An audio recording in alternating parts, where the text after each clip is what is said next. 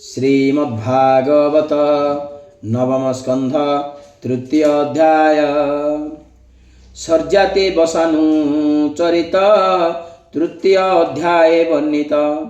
श्रीशुक उवाच एवेह शृण सावधाने मनुर वंशानुवेधाने सर्जाति नामे मनुसुत शृणः ताहार चरित। स्वभावे ब्रह्मिष्ठ होइला अंगिरा यज्ञ शिक्षा देला। सुकन्या नामे तार कन्या होइला रूपे अनुपमा। से कन्या पितार संगते आनंदे पशिला वनस्ते। कुमारी 5-7 संगे बने बुलई अति रंगे। से बने भृगुर नंदन तपस्वी नाम ता व्यचवन। से बने भृगुर नंदन तपस्वी नाम ता च्यवन। से बने निश्चल आसने बसई मुनि जोग ध्याने। बसिला अनेक बरस रहिला अस्थि चर्म शेष। बल्लिक कीट तार देहे मुख ढांकिले मूर्तिकाए। बल्लिक कूद प्राय दिशे केवल नयन प्रकाशे। हेमंते राजकन्या गला च्यवन निकटे मिलिला। बल्लिक कूद मध्य भिन्न दिशई मुनिक नयन। अद्भुत भेनी ज्योति चाहि सुकन्या मने विचारई। इत सुंदर ज्योति दिशे तेजे तिमिर बने नाशे। हेमंत मने परिमाणी कंटक वृक्षु कंटाणी। से बेनी ज्योति कला क्षत तक्षणे सबिलार कत। बल्लिक मध्य शुणी बहे धारादि सही मुनि देहे। मुनि के अपराध कला शुण हे अभिमन्यु बला। तक्षणे राजार संगते अपर लोक थिले जेते। सर्वे होइले अपराधे होइला मूत्र द्वार रुंधे। सुकन्या संगे कन्या जेते थिला जे राजार संगते। केही न पारे मूत्र करे कांदंती मूत्र द्वार धरे। सर्वे करंती हाहाकार शुणी सर्जाति नृपवर। अद्भुत चाहि सर्वजन कन्या को बोलंती वचन। तुझे वनस्ते बुलुथिलो कह तू किबा आचरिलो। से कर्म बलेटी ए व्याधे रहिला मूत्र द्वार रुंधे। सर्वे मरिबा एही कणे सुकन्या कहे ताहा शुणी। भूतात बल्लिक उपरे ज्योति जुगल देखी करे। अद्भुत प्राय मुहि मणि कंटक वृक्षु कंटाणी। भेदिली से ज्योति अद्भुत तक्षणे सबिलार कत। ता शुणी नृप अति बेगे मिलिला बल्लिकर आगे।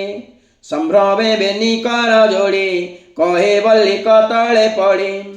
भूकिट बल्लिक तो देह रुधिर बहे किंपा कह। मुतर कली अपराध तो ज्योति कन्या कला भेद। से कन्या स्वभावे चंचल सर्वे पाइलु तार फल। निरोध हेला मूत्र द्वार रख शरण गली तोर। हेमंत राजा वाक्य शुणी च्यवन कहे दुख वाणी। भनुप भृगुर कुमार च्यवन ऋषि नाम मोर। मुए अरण्ये तप करे चिंतई प्रभु नर हरे। आसने बसिली निश्चल हेमंते गला केते काल।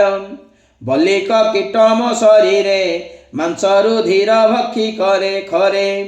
मृत्तिका मोहर उपरे मुखे आच्छादी निरंतरे। देह भक्षिले स्वादु रसे केवल अस्थिर हे शेषे। हेमंत मुनि मुखु शुणी चरणे पड़ी नृपमणि। धरणी मुनिंक चरण बोलई कर परित्राण। ए जे सुकन्या मधुलणी एहेउ तुम्भर घरणी। सत्य वचन ए मोहर एथकु साक्षी दिवाकर। हेमंत राजा मुखु शुणी च्यवन कहे मंजुवाणी। ए जेबे सत्य वाक्य तोर श्रवु सकल मूत्र द्वार। शुणी से च्यवन वचन ଫିଟିଲା ମୂତ୍ର ନିରୋଧନ ସର୍ବେ ଲୋଭିଲେ ପରିତ୍ରାଣ ଏବେ ହୋ ପରୀକ୍ଷିତ ଶୁଣ ମୁନି କି କନ୍ୟା ଦାନ କରି ରାଜା ଚଳିଲେ ନିଜ ପୁରେ ନିଜ ଜନଙ୍କ ସଙ୍ଗେ ମିଶେ ଚ୍ୟବନ ମହିମା ପ୍ରକାଶେ ସୁକନ୍ୟା ଚ୍ୟବନ ସମୀପେ ଖଟଇ ମନ ଅନୁରୂପେ ନିତ୍ୟ କଳ୍ପିତ ଭିକ୍ଷା ଆଣି ଯେ ମିଳେ ଶାଗ କନ୍ଦ ପାଣି ଏମନ୍ତେ ଶୁଣ ନୃପବର ବିଧାତା ବିଧି ବଳିଆର ଏମନ୍ତେ କେତେ ଦିନ ଗଲା ସୁକନ୍ୟାର ଯ ପ୍ରକାଶ ହେଲା ସେଦିନ ପ୍ରଭାତର କାଳେ ଅଶ୍ମିନୀ କୁମାରେ ମିଳିଲେ ମୁନି କି ନମସ୍କାର କରି ବସିଲେ ଆସନ ଆବରି ଚ୍ୟବନ ଉଠି ମନ ତୋଷେ ଅଶ୍ବିନୀ କୁମାରଙ୍କ ପାଶେ ପଦାର୍ଘେ ଚରଣ ପୂଜିଲେ ଅନେକ ସ୍ତୁତି ବାକ୍ୟ କଲେ ବୋଲନ୍ତି ବିଶ୍ୱାସ କରାଇ ଦେବଙ୍କ ବୈଦ୍ୟ ତୁମ୍ଭେ ଦୁହେଁ ଯେ ତୁମ୍ଭ ନାମ ଉଚ୍ଚାରନ୍ତି ରୋଗ ପ୍ରବନ୍ଧୁ ସେ ତରନ୍ତି ଦେଖ ଏ ମୋହର ଶରୀର ଜରା ଅବସ୍ଥା ଜର ଜର ସର୍ଜାତି କନ୍ୟା ମୋତେ ଦେଲା ଭାବ ଅଭାବ ନ ଜାଣିଲା ଦେଖ ଏ କନ୍ୟା ପତିବ୍ରତା ଏହାକୁ ହୁଅ ବରଦାତା ଏ ବୃଦ୍ଧ ଦୁଃଖ ମୋର ହର ଯୁବା ବୟସ ମୋର କର ମୁଁ ପୁଣି ତୁମ୍ଭ ଉପକାର କରିବି ଯଥାର୍ଥ ବ୍ୟବହାର ତୁମ୍ଭେ ଯେ ଦେବ ବୈଦ୍ୟ ଦୋଷେ ଯଜ୍ଞେନ ଲଭ ସୋମ ଅଂଶେ ଯଜ୍ଞେ ମୁଁ ତୁମ୍ଭଙ୍କୁ ବରିବି ଆନନ୍ଦେ ଯଜ୍ଞ ଭାଗ ଦେବି ଇନ୍ଦ୍ର କି କରିବ ମୋହର ଯୁବା ଶରୀର ମୋତେ କର ଏମନ୍ତ ମୁନି ମୁଖୁ ଶୁଣି ଅଶ୍ବିନୀ ସୁତେ ମନେ ଗୁଣି ବୋଲନ୍ତି ମୁନି ମୁଖ ଚାହିଁ ଏ କଥା ଅନ୍ୟଥା ନୁହଇ ଆମ୍ଭର ସଙ୍ଗେ ସିଦ୍ଧ ହ୍ରଦେ ସ୍ନାନ କର ଅପ୍ରମାରେ ହୋଇବ ଅମର ସ୍ୱରୂପ ପ୍ରତ୍ୟକ୍ଷେ ମନ୍ତ୍ର ବଳ ଦେଖ ତା ଶୁଣି ଚ୍ୟବନ ଆନନ୍ଦେ ବେଗେ ପଶିଲେ ସିଦ୍ଧ ହ୍ରଦେ ତିନି ହେ ହସ୍ତେ ହସ୍ତ ଧରି ଜଳେ ବୁଡ଼ିଲେ ବୋଲି ହରି ତକ୍ଷଣେ ଏକ ରୂପ ହୋଇ ଉଠିଲେ କନ୍ୟା ମୁଖ ଚାହିଁ କିୟ ବା ଦେବା ପଟାନ୍ତର ରୂପେ ମୋହିଲେ ସୁର ନର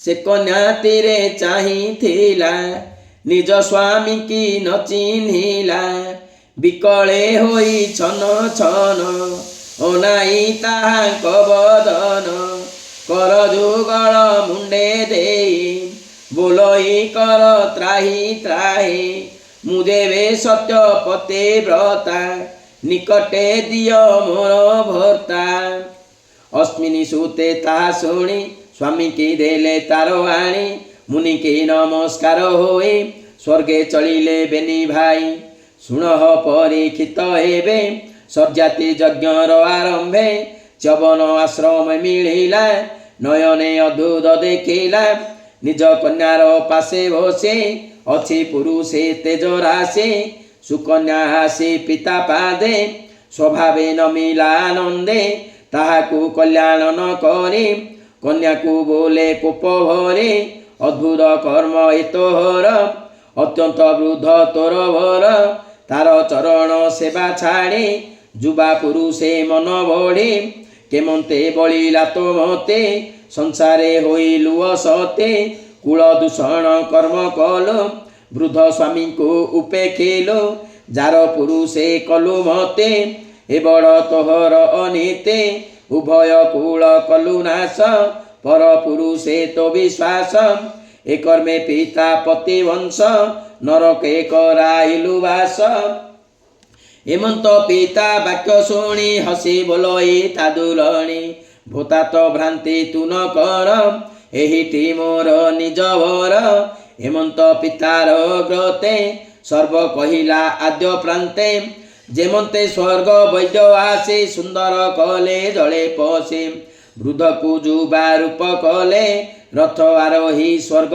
ଗଲେ ହେମନ୍ତେ କନ୍ୟା ବାକ୍ୟ ଶୁଣି ଅତି ଆନନ୍ଦ ନୃପମଣି ତକ୍ଷଣେ ଦୁହିତା ବଚନ ଅଦ୍ଭୁତ ଶୁଣି ସେ ରାଜନ ଅତି ଆନନ୍ଦେ ମୋଦ ଭରି ନିଜ ଦୁହିତା କୋଳ କରି ତକ୍ଷଣେ ନିଜ ପୁରେ ଗଲା ଶୁଣଃ ଅଭିମନୁ ବଳା ନିଜ ଭୁବନେ ନୃପମଣି ଚ୍ୟବନ ମୁନି ଗୃହେ ଆଣି ଆଗମ ନିଗମ ଉକତେ ଯଜ୍ଞ ସେ କଲା ବହୁମତେ ଚ୍ୟବନ ବାକ୍ୟେ ଯଜ୍ଞ ତାର ମିଳିଲେ ଅଶ୍ବିନୀ କୁମାର ତାହାଙ୍କୁ ସୋମ ଦେବା ବେଳେ ଇନ୍ଦ୍ର ମିଳିଲା ଯଜ୍ଞଶାଳେ ବଜ୍ର ଉଞ୍ଚାଇ କୋପ ଭରେ ନିଷେଧ କଲା ମନ୍ତ୍ର ସ୍ୱରେ ତା ଦେଖି ଚ୍ୟବନ ଉଠିଲେ ଇନ୍ଦ୍ରର ବଜ୍ରକୁ ସ୍ତମ୍ଭିଲେ ମାରି ନ ପାରି ବଜ୍ର କୋପେ ଇନ୍ଦ୍ର ଶରୀର କ୍ରୋଧେ କମ୍ପେ ବୋଲଇ ମୁନି ମୁଖ ଚାହିଁ ଏକଥା ଉଚିତ ନୁହଁ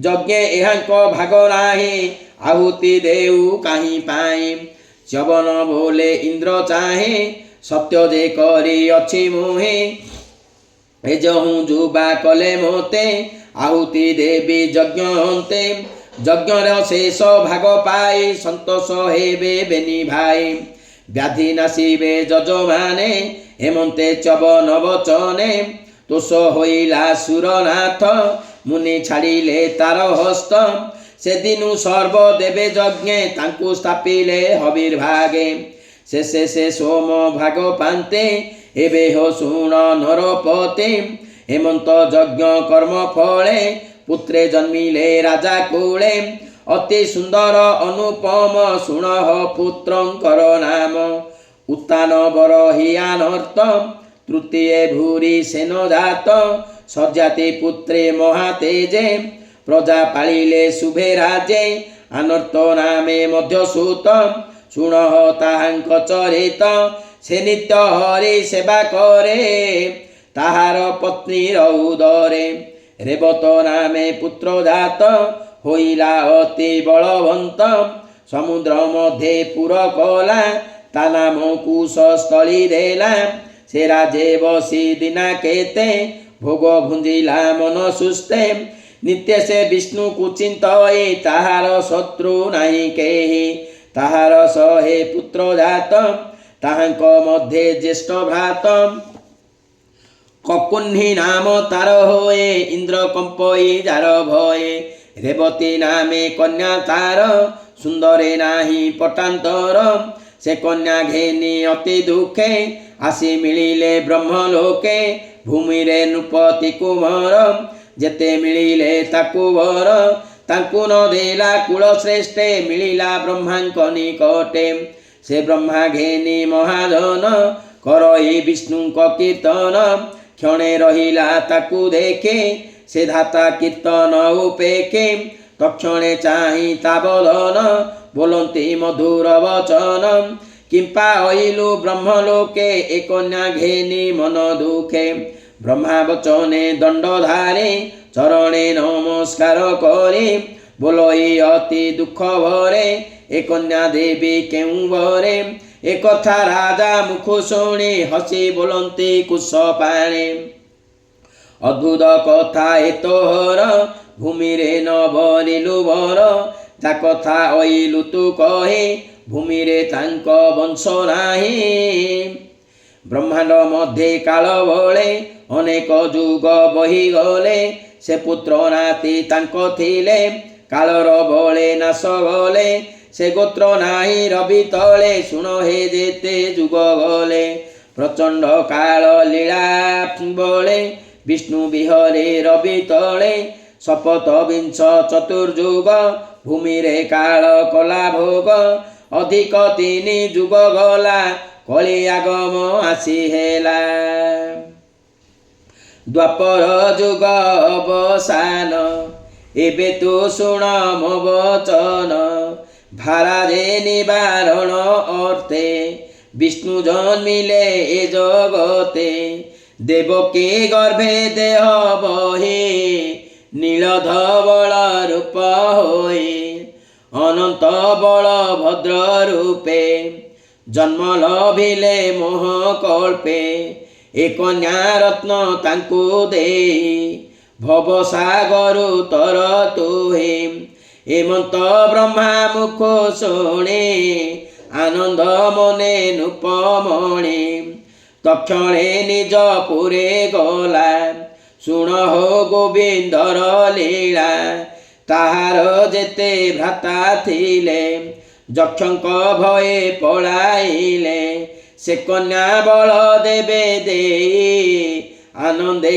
କୃତ କୃତ୍ୟ ହୋଇ ତପକରଣେ ଶୁଦ୍ଧ ମନେ ମିଳିଲା ବଦରିକାଶ୍ରମେ ବୋଲ ହେ ବିପ୍ର ଜଗନ୍ନାଥ ନବମ ସ୍କନ୍ଧେ ଭାଗବତ ସୁଜନେ ଏଣେ ମତେ କର ତରିବ ସଂସାର ସାଗର ଅନ୍ତେ ପାଇବ ଚକ୍ରଧର ଏଣେ ବିଶ୍ୱାସ ମନେ କର ଗୋବିନ୍ଦ ଗୋବିନ୍ଦ ଗୋବିନ୍ଦ ପଦୁ ଗଳୁଛି ମକରନ୍ଦ ସେ ମକରନ୍ଦ ପାନ କରେ ହେଳେ ତରିଲେ ବ୍ରଜ ନାରୀ ସେ ବ୍ରଜ ନାରୀଙ୍କ ପୟରେ ମନ ଥାଉ ନିରନ୍ତରେ ମନ ନିରନ୍ତରେ ଥାଉ हा कृष्ण बोले जीव जाओ हा कृष्ण